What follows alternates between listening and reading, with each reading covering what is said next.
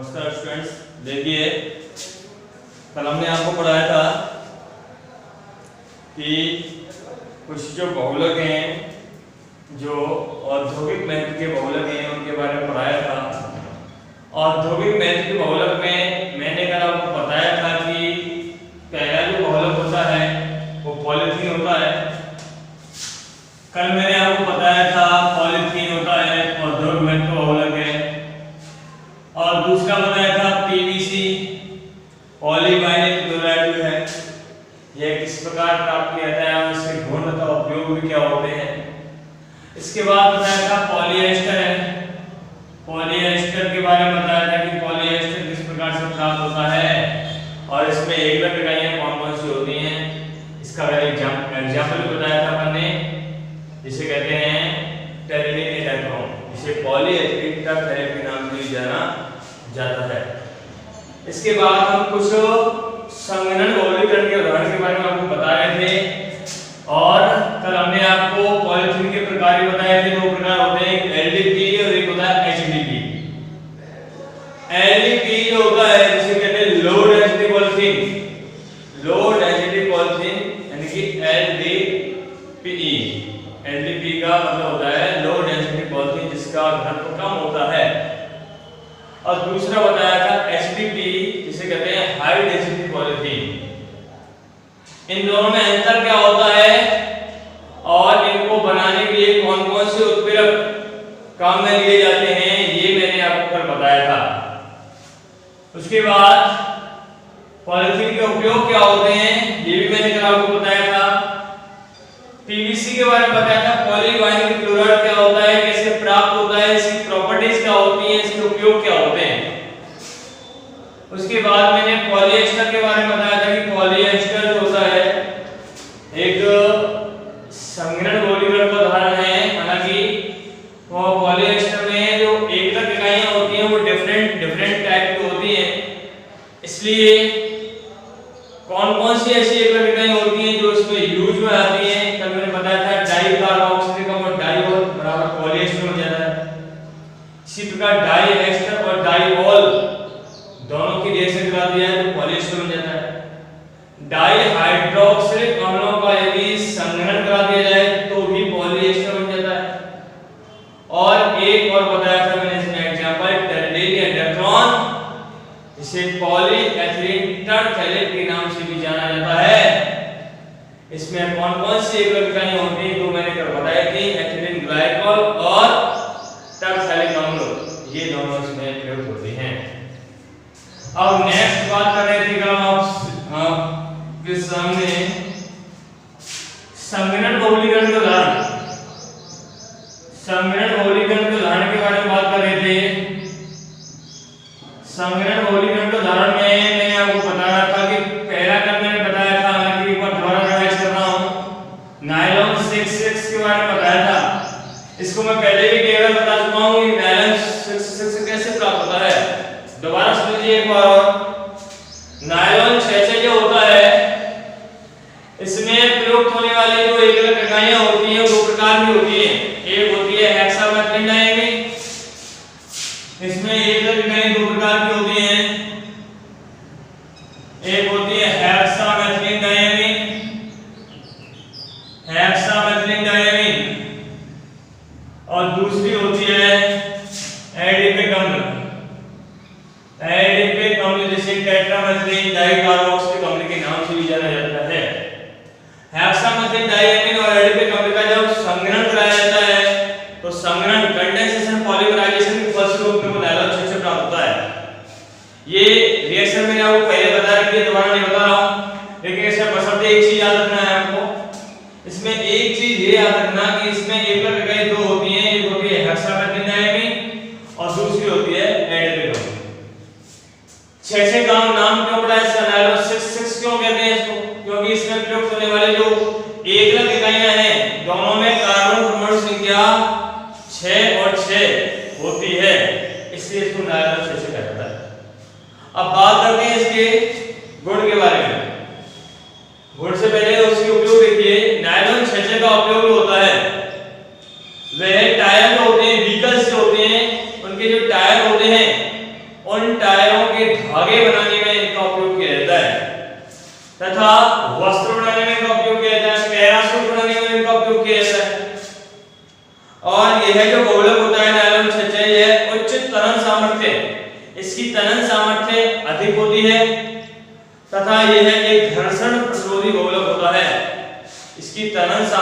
होती है, ductile strength जो होती है वो अधिक होती है और यह उच्च घर्षण प्रतिरोधी होता है।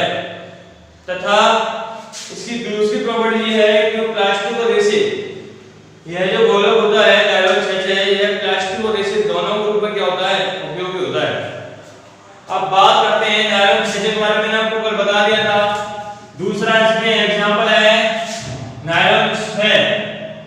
दूसरा एग्जांपल देखिए, दूसरा एग्जांपल जो है वो नायलॉन 6 ही है, केवल नायलॉन 6। अब देखिए नायलॉन 6 होता है, नायलॉन 6 जो होता है, नायलॉन 6 एक पॉलीएमाइड गोलक है। पहली बात तो यह एक पॉलीएमाइड गोलक है, यह पॉलीएमाइड, यह पॉलीएमाइड गोलक है क्योंकि इसकी बहुलक श्रृंखला में एमाइड जो समूह होते हैं वो उपस्थित होते हैं। इसकी बहुलक श्रृंखला में, इसकी बहुलक श्रृंखला में, इसकी बहुलक श्रृंखला में एमाइड समूह, इसकी बहुलक श्रृंखला में एमाइड समूह यानी CONH एमाइड समूह उपस्थित होते हैं, एमाइड समूह उपस्थित होते हैं। इसकी बहुलक श्रृंखला में एमाइड समूह क्या होते हैं, उपस्थित होते हैं, एमाइड समूह है।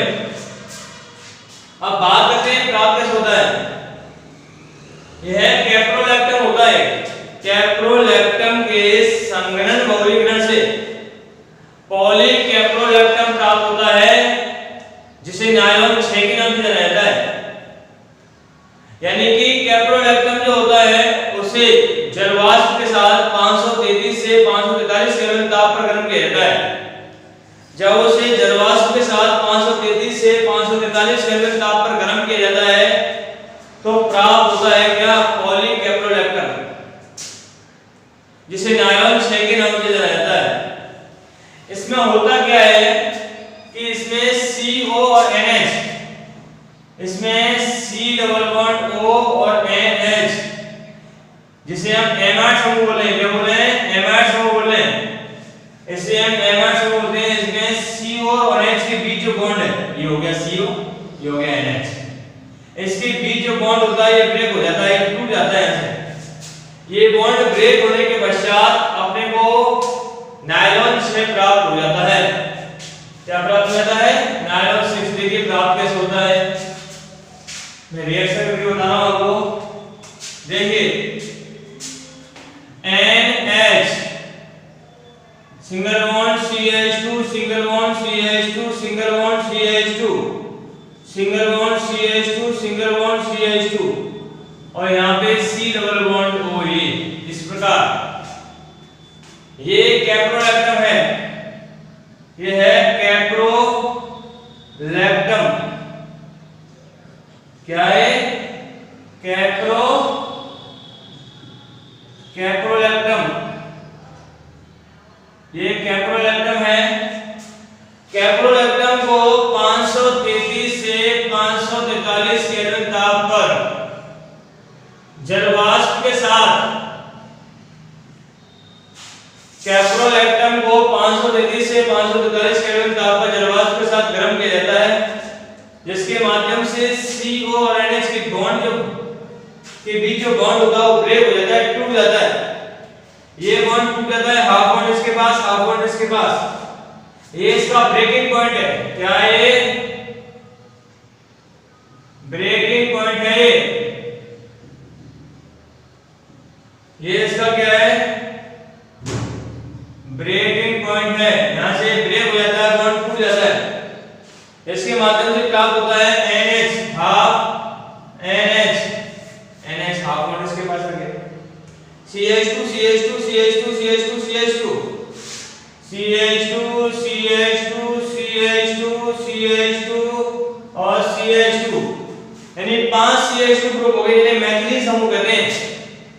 और ये single bond C double bond और ये हाफ, यहाँ पे इसके N का ही काम में लेते हैं तो यहाँ पे क्या लेते हैं N। ये आपका क्या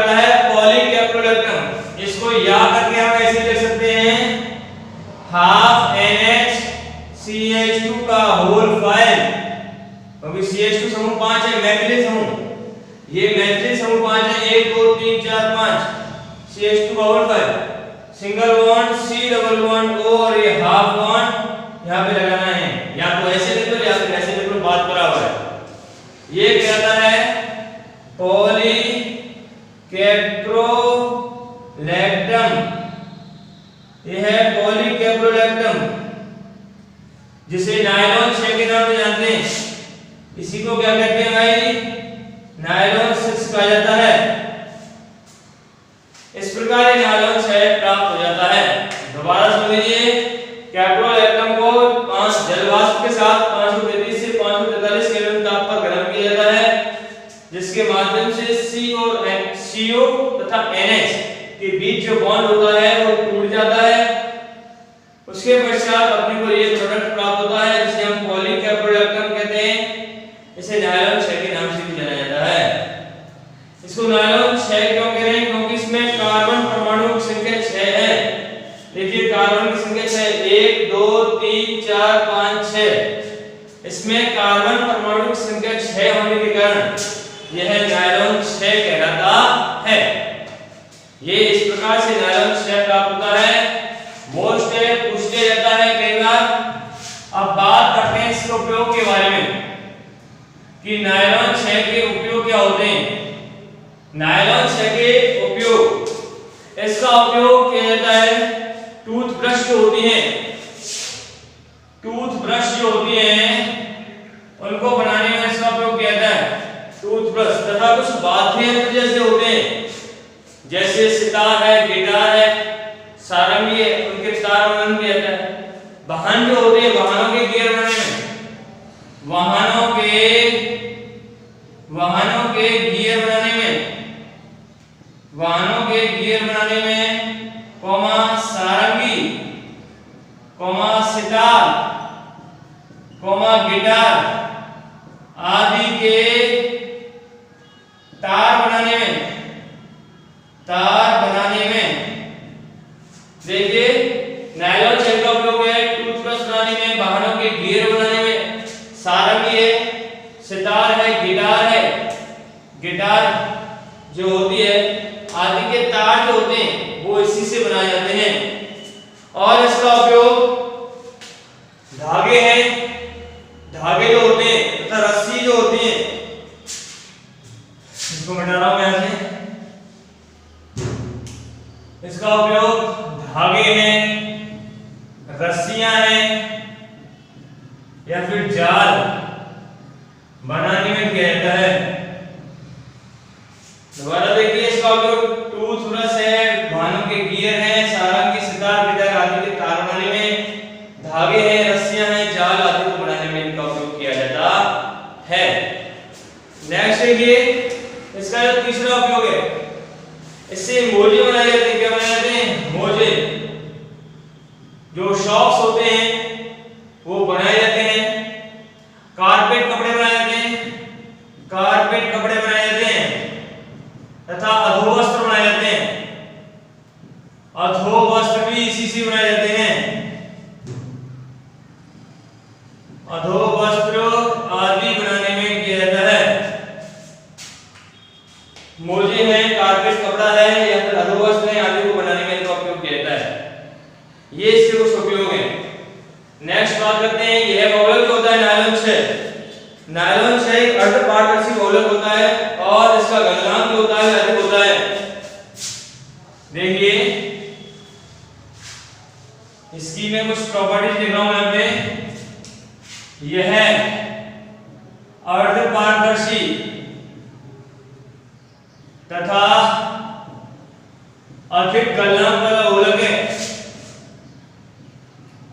अधिक गलनांक वाला बहुलक है। यह अर्धपारदर्शी होता है तथा इसका गलनांक होता है वो उच्च होता है तथा दूसरी प्रॉपर्टी सुनिए, यह उच्च ताप सहनशीलता तथा उच्च घर्षण प्रतिरोधी बहुलक होता है, घर्षण प्रतिरोधी बहुलक है। ताप सह क्षमता और उच्च घर्षण प्रतिरोधी बहुलक होता है और यह कार्बनिक विलायकों में नहीं घुल पाता है, कार्बनिक विलायकों में अम्लीय होता है। दोबारा सुनिए, यह बहुलक होता है अर्धपारदर्शी होता है तथा इसका गलनांक उच्च होता है और यह उच्च ताप सह क्षमता और उच्च घर्षण प्रतिरोधी बहुलक होता है। इस प्रकार से नायलॉन 6 आपका कंप्लीट होता है और इसकी एक प्रॉपर्टी जो है यह कार्बनिक विलायकों में घुलनशील नहीं होता है, यानी कार्बनिक विलायकों में घुल नहीं पाता है, अम्लीय होता है। यह हो गया आपका नायलॉन 6, नायलॉन 6। और नेक्स्ट बात करते हैं बहुलक की, इसे कहते हैं फिनॉल फॉर्मेल्डिहाइड बहुलक। इसे कहते हैं फिनॉल फॉर्मेल्डिहाइड बहुलक।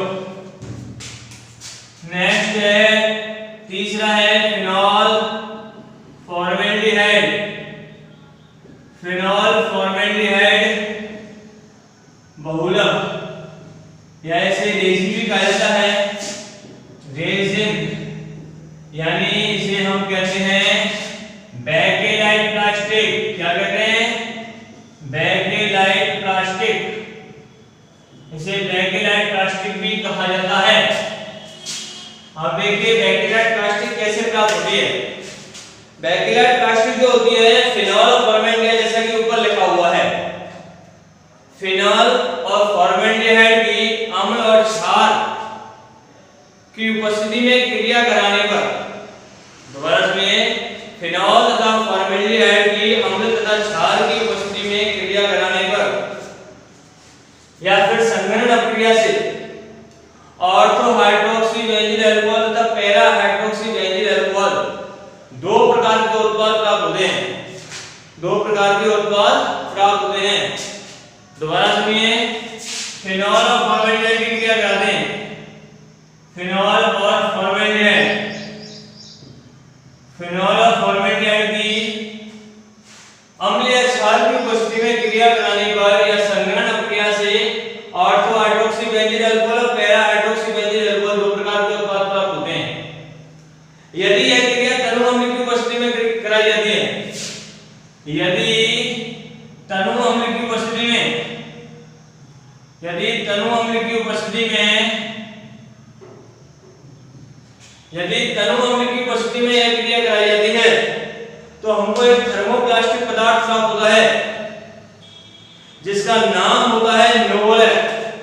यदि यह क्रिया तनु अम्ल की उपस्थिति में कराई जाती है तो थर्मोप्लास्टिक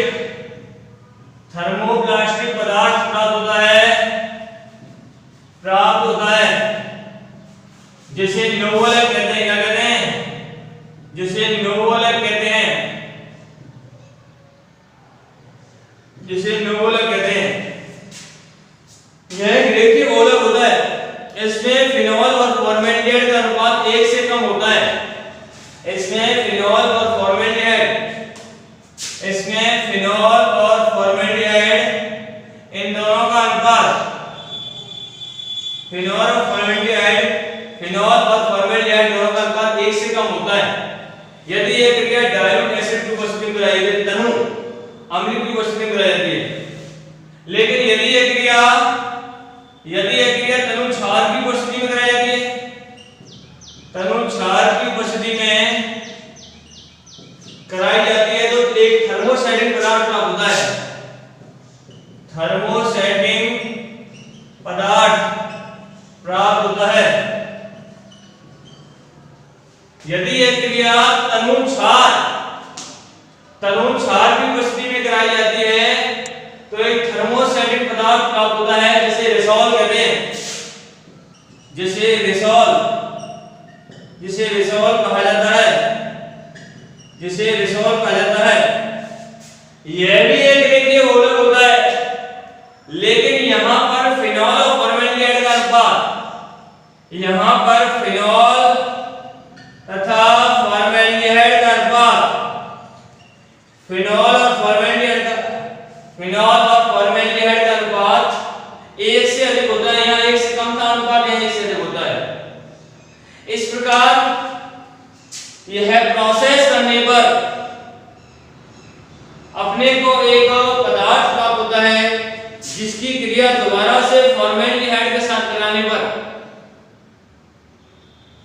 दोबारा से इसकी क्रिया फॉर्मेल्डिहाइड के साथ बनाने पर उसमें मैथिलीन समूह बीच में त्रिरेख बंध के रूप में जुड़ जाते हैं और हमें कौन सी प्लास्टिक प्राप्त हो जाती है? बेंजीनाइट प्लास्टिक। रिएक्शन कैसे होती है देखिए, रिएक्शन इसकी कैसे होती है ये आप समझ लेना। रिएक्शन की मोस्ट है ये रिएक्शन, आगे के जो लेसन है जो चैप्टर है उनमें भी आने वाले हैं। देखिए फिनॉल, फिनॉल इस प्रकार से होता है, ये फिनॉल है, क्या है ये? Phenol C6H5OH। इसकी रिएक्शन कराते हैं फॉर्मेल्डिहाइड के साथ HCHO। ये फॉर्मेल्डिहाइड का सूत्र है, इसको मैं ऐसे लिख सकता हूं C≡O H और H, कोई बुराई तो नहीं है भाई, ऐसे लिख सके HCHO। अब देखिए होता क्या है, यहाँ पे H होता है प्लस में, ठीक है भाई, सभी जगह H है, यहाँ पे मैंने एक को शो किया है। C पे प्लस और इस पे क्या होता है? माइनस। इस प्रकार से मैंने शो किया। यह है अभिक्रिया तनु अम्ल तथा तनु क्षार की उपस्थिति में कराई जाती है। डाइल्यूट, डाइल्यूट का मतलब तनु H+ या OH- की उपस्थिति में कराई जाती है। H+ का मतलब कौन सा माध्यम है? अम्लीय, और OH- का मतलब कौन सा माध्यम है? क्षारीय। अभी बताया था मैंने, यदि यह क्रिया तनु अम्लीय माध्यम में कराई जाती है तो एक थर्मोप्लास्टिक पदार्थ प्राप्त होता है जो कि नोवलक कहलाता है, एक रेखीय बहुलक होता है जिसमें फिनॉल और फॉर्मेल्डिहाइड का अनुपात 1 से कम होता है। यदि यह क्रिया तनु क्षार की उपस्थिति में कराई जाती है तो भी एक थर्मोस्टैटिक पदार्थ प्राप्त होता है जिसे रेसोल कहते हैं। यह भी एक रेखीय बहुलक होता है, इसमें फिनॉल और फॉर्मेल्डिहाइड का अनुपात 1 से अधिक होता है। आगे देखिए, मैंने दोनों दिए अम्लीय और क्षारीय माध्यम। अब देखिए ये इसकी क्रिया इसके साथ करा रहे हैं फॉर्मेल्डिहाइड, क्या है? फॉर्मेल्डिहाइड। अब इसकी क्रिया इसके साथ कराएंगे तो यहाँ पे CH2 जुड़ जाएगा और H जाएगा O के पास, माइनस के पास OH हो जाएगा। अपने को प्राप्त होगा ऑर्थो हाइड्रोक्सी बेंजील अल्कोहल CH2OH, और यहाँ पे प्राप्त हो गया OH CH2OH। Ortho hydroxy बेंजील alcohol, para hydroxy बेंजील alcohol, ortho hydroxy बेंजील alcohol, बेंजील alcohol, और यहां पर है पैरा हाइड्रोक्सी बेंजील अल्कोहल, बेंजील अल्कोहल। देखिए दो प्रकार के प्रोडक्ट प्राप्त हो गए। अब देखिए इसमें होता क्या है। अब अपन ऑर्थो हाइड्रोक्सी बेंजील अल्कोहल जो है इसकी लगभग 2 या 3 इकाई आपस में इनकी क्रिया कराते हैं, जिसके फलस्वरूप अपने को रेखीय पदार्थ प्राप्त होता है। रेखीय पदार्थ प्राप्त होता है, रेखीय पदार्थ दोनों कंडीशन प्राप्त होता है, इसके साथ भी इसके साथ भी। मैं H+ के साथ इसकी क्रिया करा के चल रहा हूं। जब H+ के साथ कराते हैं तो अपने को पदार्थ प्राप्त होता है नोवलैक। क्या प्राप्त होता है? नोवलैक। देखिए रिएक्शन कैसे होती है इसकी में। देखिए ऑर्थो हाइड्रोक्सी बेंजील अल्कोहल ले रहा हूं, उसकी 3 इकाई लंबा है CH2OH प्लस में 1 इकाई और ले ली मैंने OH CH2OH, और 1 इकाई और ले ली मैंने। हालांकि आप और भी इकाई बढ़ा सकते हैं, कोई दिक्कत नहीं है। 3 इकाई मैंने ले ली यहाँ पे। अब देखिए यहाँ पे H है, यहाँ पे भी H है और यहाँ पे भी H है। तीनों इकाई की क्रिया करती है। यहाँ से गया OH, यहाँ से गया H, क्या बन गया? H2O। यहाँ से गया OH, यहाँ से गया H, क्या बन गया? H2O। आगे भी बढ़ाएंगे तो यहाँ से क्या फिर हो जाएगा? OH। पीछे बढ़ाएंगे तो यहाँ से क्या फिर हो जाएगा? H। देन रिएक्शन प्राप्त क्या हुआ? देखिए अपने को एक रेखीय बहुलक प्राप्त होगा जिसका नाम है नोवलैक। क्योंकि दोनों ये बेंजीन वाले किससे जुड़े हैं, CH2 से। देखिए प्राप्त होता है इस प्रकार का एक प्रोडक्ट प्राप्त होता है आपके सामने। ये OH हो गया, CH2 ये हो गया इस प्रकार से बच्चों, और ये हो गया इस प्रकार से। देखिए यहाँ पे बचा CH2 ग्रुप, और यहाँ पे आपका कुछ भी नहीं है इस प्रकार से। ये देखिए ये बेंजीन वाले किससे जुड़ गए, CH2 से मैथिलीन समूह कहलाता है। अब ये जो होता है इसको अपन यहाँ पे N मान लें, तो यहाँ पे हो जाएगा ये N, क्या हो जाएगा भाई, N हो जाएगा। ये कहलाता है नोवोलैक। क्या है, नोवोलैक है, जो कि एक एक बोला है। ये नोवोलैक जो होता है, इस नोवोलैक को फॉर्मेल्डिहाइड के साथ यानी HCl2 के साथ गर्म किया जाता है, जिसमें मैथिलीन समूह तिर्यक बंध बनाकर आपस में जुड़ जाते हैं, अपने को बैकटीरिया प्लास्टिक प्राप्त हो जाती है। ये अभी आधी रिएक्शन हुई है, इसके बाद वो कंप्लीट कर रहा हूं। देखिए ये नोवोलैक प्राप्त हो गया, उसकी क्रिया कराते हैं फॉर्मेल्डिहाइड से। मैं ऊपर से मिठा रहा हूं भाई।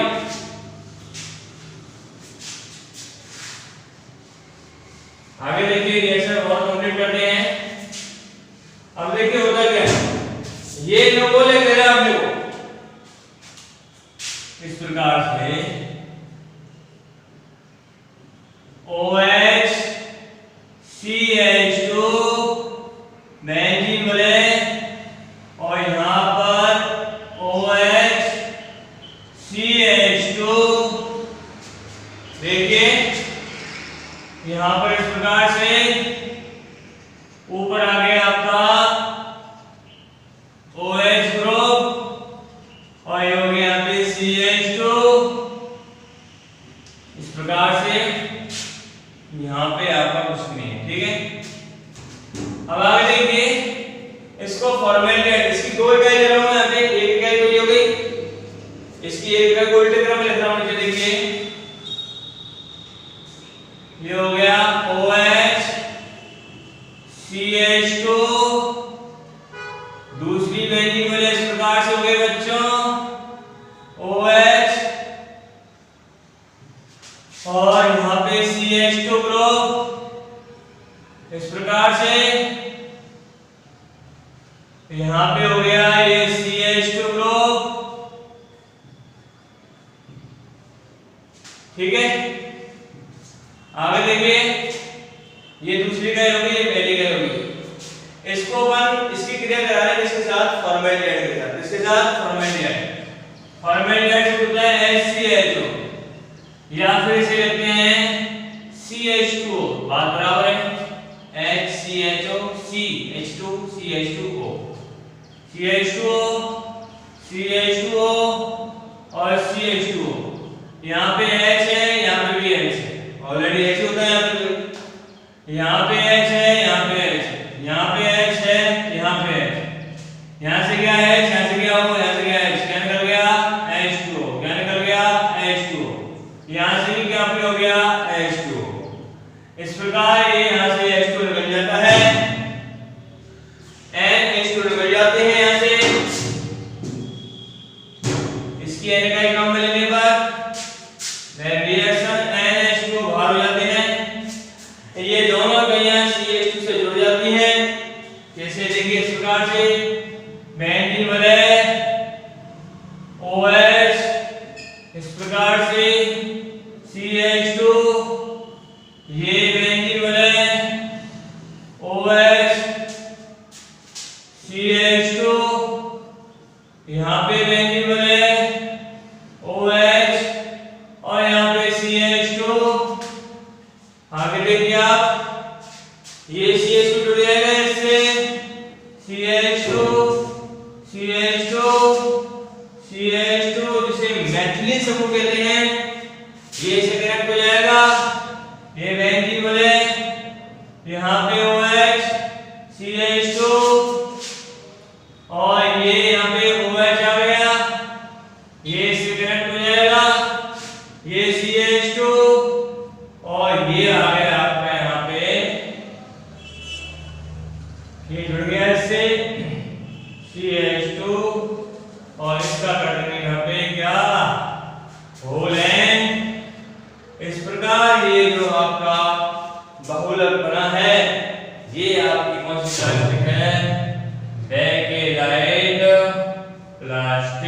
क्या है? बेकेलाइट प्लास्टिक है, क्योंकि एक फिनॉल फॉर्मेल्डिहाइड क्या है? रेजिन है।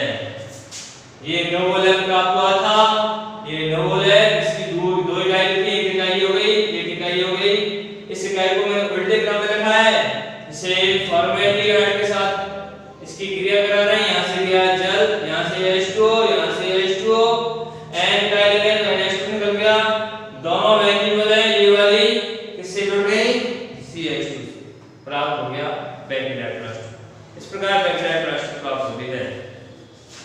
नेक्स्ट देखिए इसका उपयोग क्या है। नेक्स्ट देखिए इसके उपयोग क्या है। उपयोग सुनिए इसके।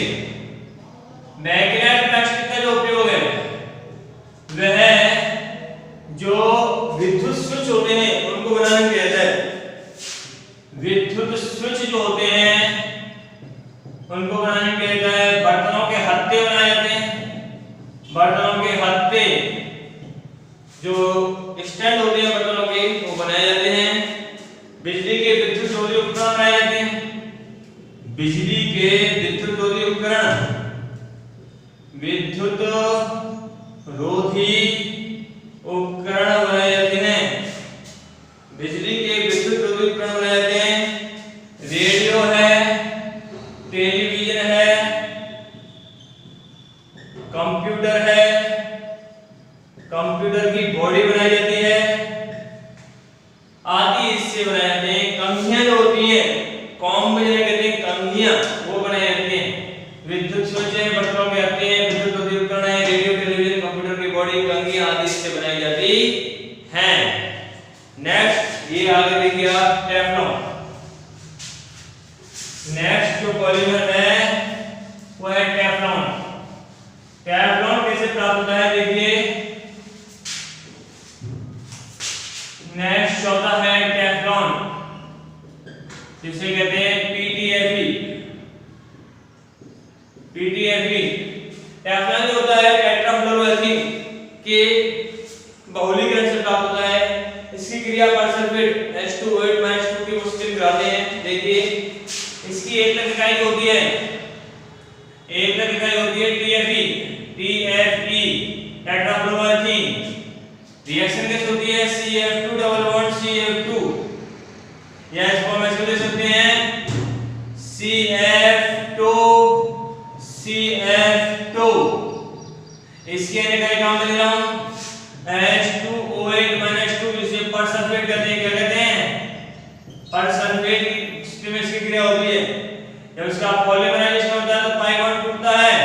टूटने पर सर हाफ यहां प्राप्त होता है C single bond C, half ऊपर F नीचे F, इस प्रकार प्राप्त होता है।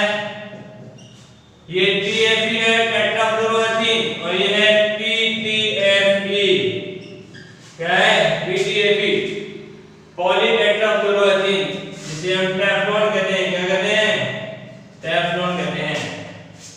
टेफ्लॉन का उपयोग क्या होते हैं? इसका उपयोग बर्तनों में नॉन स्टिक रूप में किया जाता है। देखिए इसका जो उपयोग होता है बर्तनों में नॉन स्टिक रूप में किया जाता है। बर्तनों में नॉन स्टिक के रूप में किया जाता है। नॉन स्टिक के रूप में किया जाता है। इसका उपयोग बर्तनों में नॉन स्टिक के रूप में किया जाता है। तथा टेफ्लॉन जो होती है वह 300 डिग्री सेंटीग्रेड तापमान तक पदार्थ की रक्षा करती है। यानी 300 डिग्री सेंटीग्रेड तापमान तक पदार्थ की उससे रक्षा करती है। लेकिन 300 डिग्री सेंटीग्रेड के बाद इसका अपघटन प्रारंभ हो जाता है। देखिए बर्तनों में इसका उपयोग नॉन स्टिक रूप किया जाता है, और यह 300 डिग्री सेंटीग्रेड तक पदार्थ की तापमान से रक्षा करती है। उसके बाद इसका अपघटन होने लग जाता है। और इसका उपयोग ऑयल सील है, गैसकेट है, या ब्यूलेट के स्टॉप हो गए उनको बनाने में किया जाता है। ऑयल सील है, गैसकेट है, ब्यूलेट की स्टॉप हो गए, ब्यूलेट की स्टॉप कॉक, ब्यूलेट की स्टॉप कॉक तथा ट्यूब तथा और ट्यूब बनाने किया जाता है।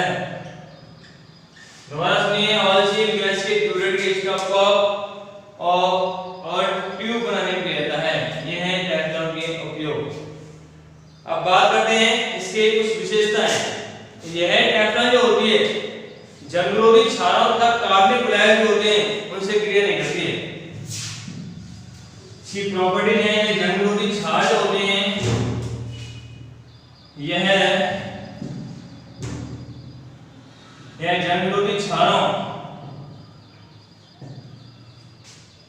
जंगरोधी क्षारों तथा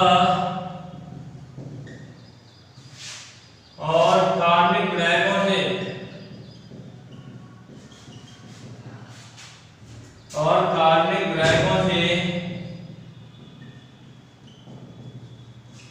क्रिया नहीं करती है।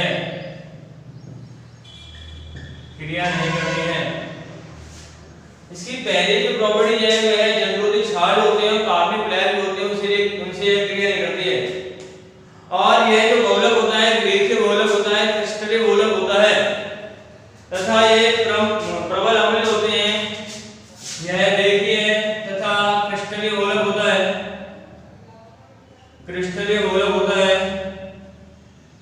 तथा यह प्रबल अम्ल जैसे HCl है, H2SO4 आदि में विलय नहीं होता है, आदि में घुलनशील नहीं होता है तथा अत्यधिक तापमान पर यह कैसा रहता है, स्थिर रहता है। ये इसकी कुछ प्रॉपर्टीज है।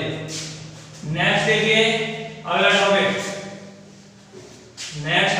क्या है, जैव निम्नीकृत तथा अजैव निम्नीकृत बहुलक। जैव निम्नीकृत तथा अजैव निम्नीकृत बहुलक।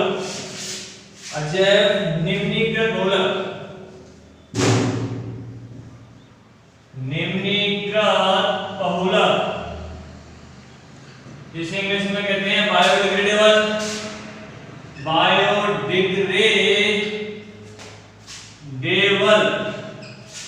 एंड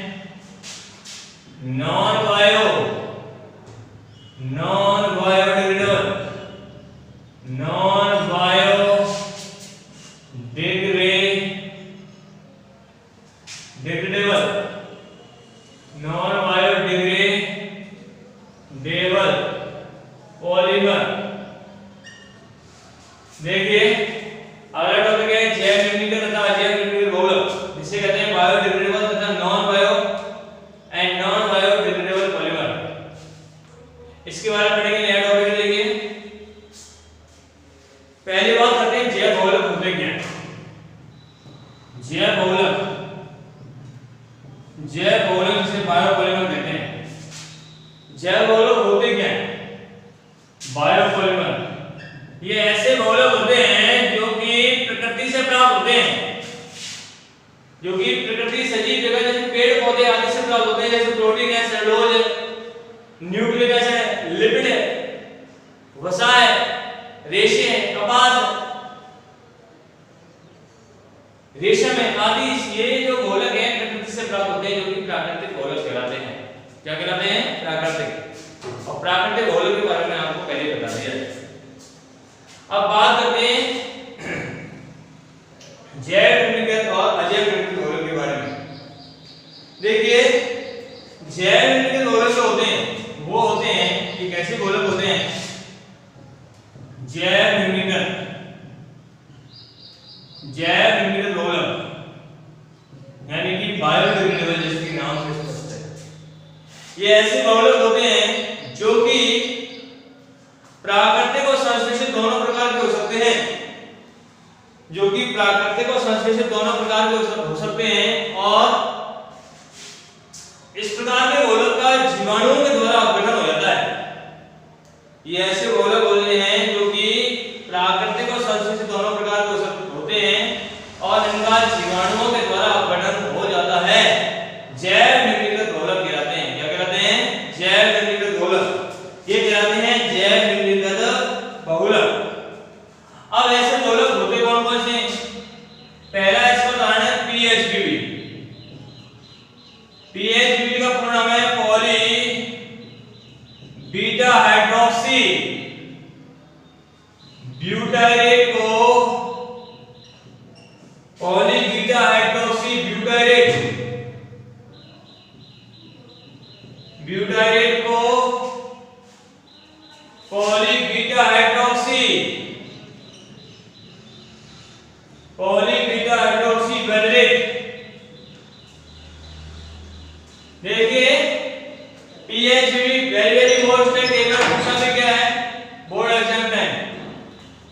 इसका पूरा नाम है poly beta hydroxy butyrate co poly beta hydroxy wallet. इसका दूसरा एग्जांपल है नायलॉन 26। नायलॉन 26 भी इसी में आता है जैव रंग के दोलक में। तीसरा इसका एग्जांपल है पीजीए जिसका नाम है पॉलीग्लाइकोलिक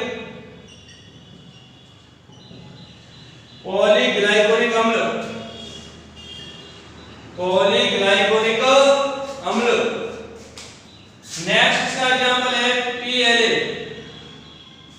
पॉलीलैक्टिक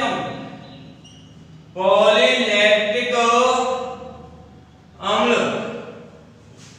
और लास्ट पांचवा इसका एग्जांपल है पीसीएल पॉलीकैप्रोलैक्टोन।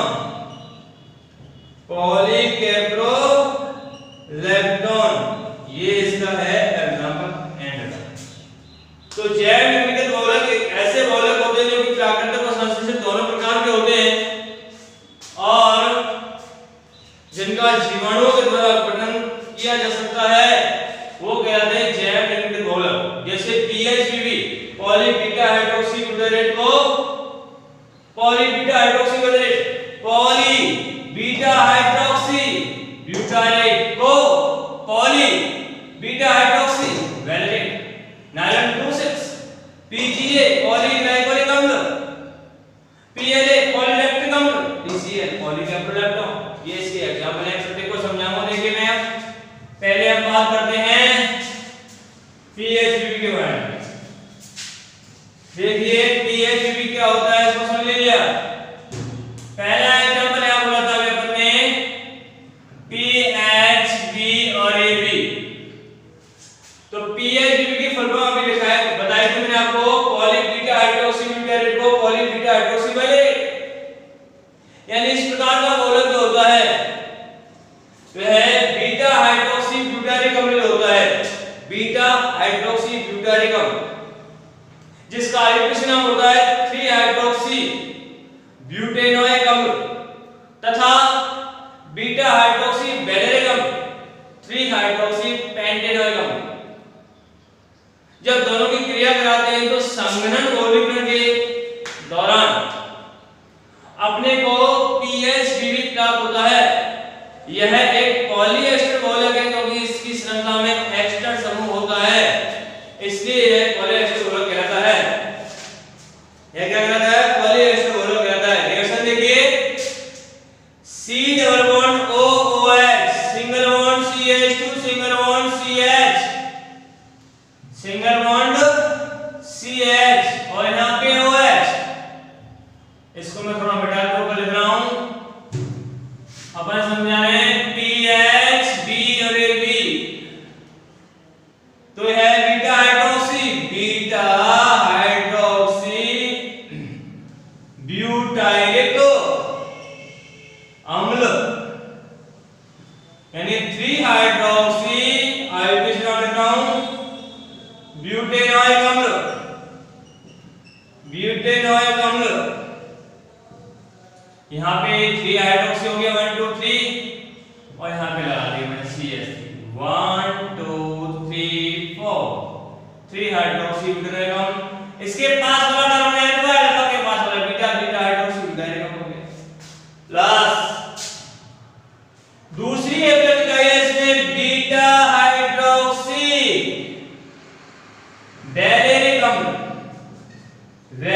अम्ल, जिसका आईयूपीएसी नाम है 3 हाइड्रोक्सी पेंटेनोइक अम्ल, पेंटेनोइक एसिड 3 हाइड्रोक्सी पेंटेनोइक अम्ल,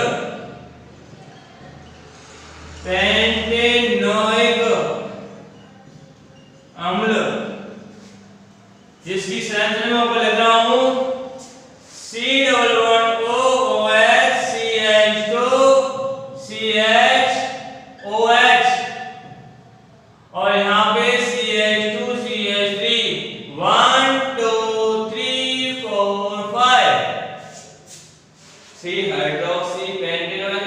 यहां पर अल्फा के पास वाला बीटा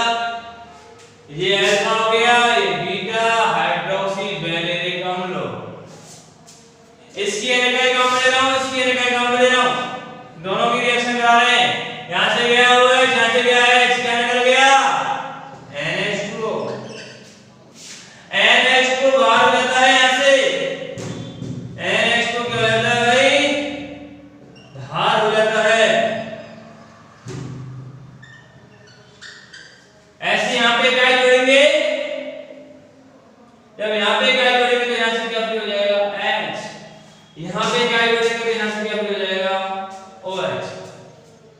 ठीक है भाई, तो अब जोड़ दीजिए सिंगल बॉन्ड O CH के ऊपर CH3 CH2 single bond C double bond O, ये जुड़ेगा O से, CH के ऊपर है CH2 CH3 single bond CH2 C double bond O, valency free यहाँ पे लगा देंगे अपन N, ये हो गया आपका PHPV।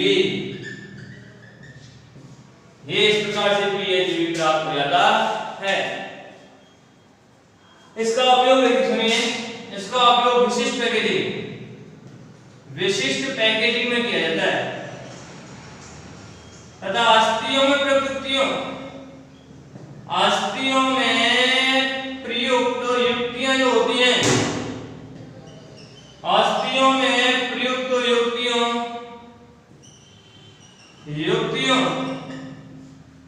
तथा ड्रग रिलीज में किया जाता है, ड्रग रिलीज आदि में किया जाता है। इसका उपयोग विशिष्ट पैकेजिंग या फिर अस्थियों में प्रयुक्त युक्तियां या ड्रग रिलीज आदि में किया जाता है। ये हो गया आपका PHPV। नेक्स्ट इसके बाद दूसरा एग्जांपल बताया था मैंने आपको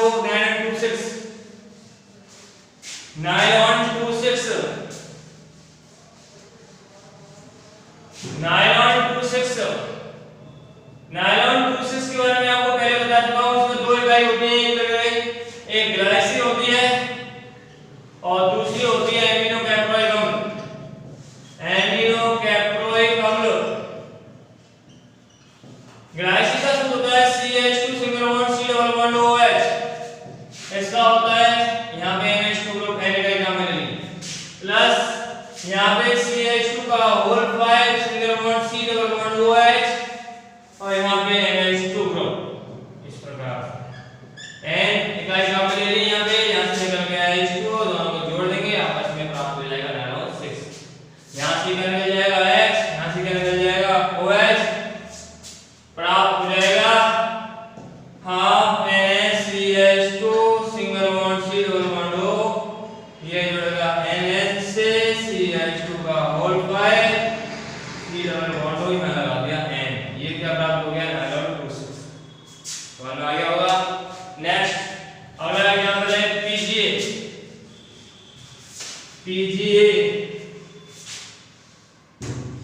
तीसरा एग्जांपल PGA पॉलीग्लाइकोलिक अम्ल। PGA इसे कहते हैं पॉलीग्लाइकोलिक अम्ल। पॉलीग्लाइकोलिक अम्ल जो होता है, यह ग्लाइकोलिक अम्ल जो होता है उसके मौलिक से प्राप्त होता है। यानी ये रेखीय एलिफेटिक पॉलिएस्टर है, यह रेखीय एलिफेटिक पॉलिएस्टर है।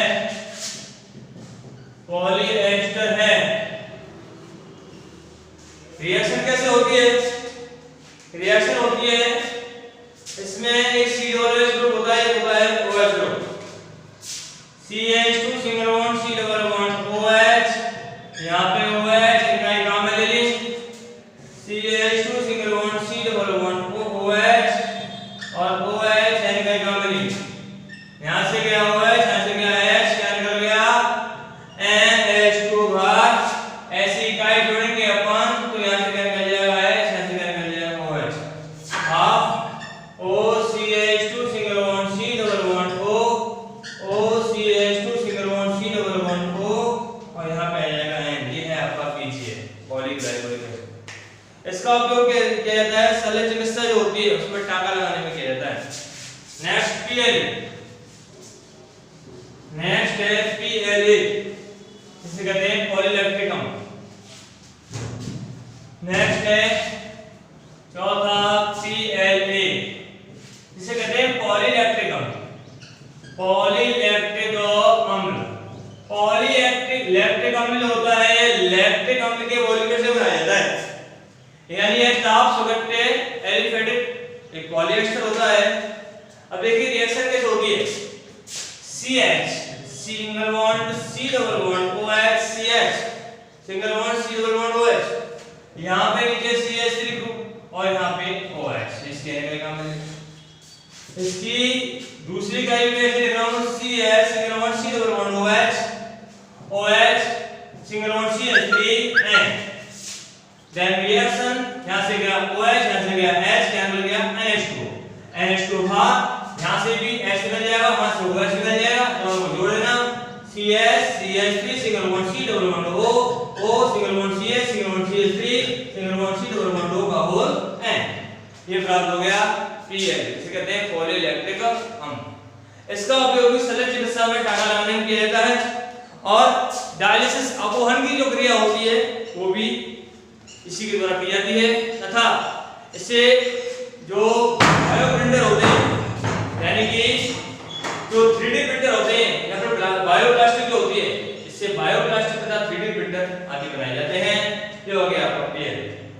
लास्ट है PCl, पॉलीकैप्रोलैक्टोन।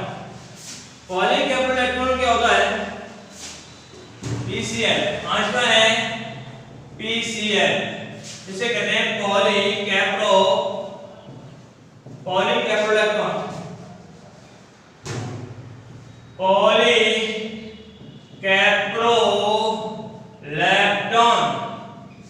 पॉलीकैप्रोलैक्टोन जो होता है यह एक कंबलनाक वाला एक पॉलीएस्टर है जो कैप्रोलैक्टोन के पॉलीमर से बनाया जाता है।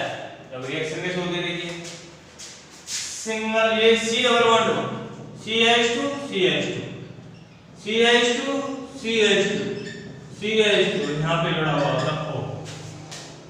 इसका पॉलीमराइजेशन करते हैं, ये बॉन्ड टूट जाता है, ब्रेक हो जाता है, प्राप्त होता है half single bond C double bond O CH2 CH2 CH2 CH2 CH2 पांच बेंजीन ग्रुप हो गए। यहां बचा O, हाफ बॉन्ड इसके कहने का काम मैं ले रहा हूं तो यहां पे क्या हो जाएगा N।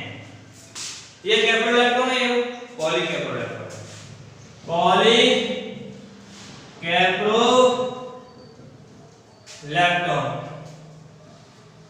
ये पॉलीकैप्रोलैक्टोन है यानी PCl। इसका उपयोग ड्रग रिलीज यानी कि कैप्सूल बनाने में किया जाता है, यानी कि कैप्सूल के द्वारा जब वो दवाई अपने शरीर के अंदर प्रवेश करती है तो इसकी इलेक्ट्रॉन जो श्रृंखला होती है उसका क्या होता है, अपघटन हो जाता है और टूट जाती है, जिसके माध्यम से दवाई अपने शरीर के अंदर पहुंच जाती है। यानी कि इसका उपयोग ड्रग रिलीज होता है, कैप्सूल इत्यादि होते हैं उनको बनाने में किया जाता है। यानी कि जब उस दवाई को अपने बॉडी के अंदर लिया जाता है, शरीर के अंदर लिया जाता है तो PCl पॉलीकैप्रोलैक्टोन की जो एस्टर श्रृंखला होती है वो टूट जाती है, एस्टर को टूट जाती है, जिसके माध्यम से धीरे धीरे उस मेडिसिन का निष्कासन हो जाता है। नेक्स्ट लास्ट पॉइंट है अजैव निर्मित गोलक। अजैव निर्मित गोलक में क्या होता है, इसको मिटाना होगा यहाँ से। अजैव निर्मित गोलक, अजैव निर्मित जिसे कहते हैं नॉन बायोडिग्रेडेबल, अजैव निम्नीकृत, अजैव निम्नीकृत गोलक,